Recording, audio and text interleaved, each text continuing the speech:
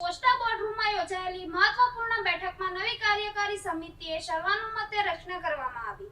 સંસ્થાના પ્રમુખ, મહાસચિવ, ખજાનચી સહિત મુખ્ય હોદ્દાઓ પર નવી ટીમ વળની સાથે તમામ પદાધિકારીઓની શુભેચ્છાઓ પાઠવવામાં આવી. પોસ્ટા બોર્ડરૂમમાં નવનિયુક્ત પદાધિકારીઓની મહત્વપૂર્ણ બેઠક યોજાઈ હતી. બેઠકમાં સંસ્થાના વિવિધ સભ્યો અને આગેવાનો ઉપસ્થિત રહ્યા હતા.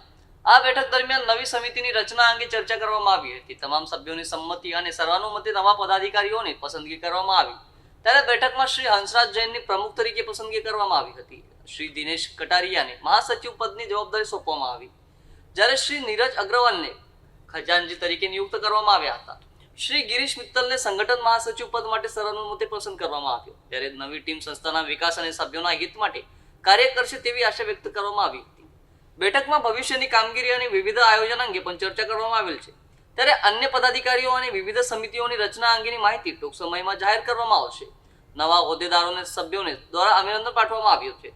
ત્યારે પોસ્ટા પરિવાર દ્વારા તમામ ચૂંટાયેલા પદાધિકારીઓને સફળ કાર્યકાળ માટે શુભેચ્છાઓ પાઠવવામાં આવી હતી.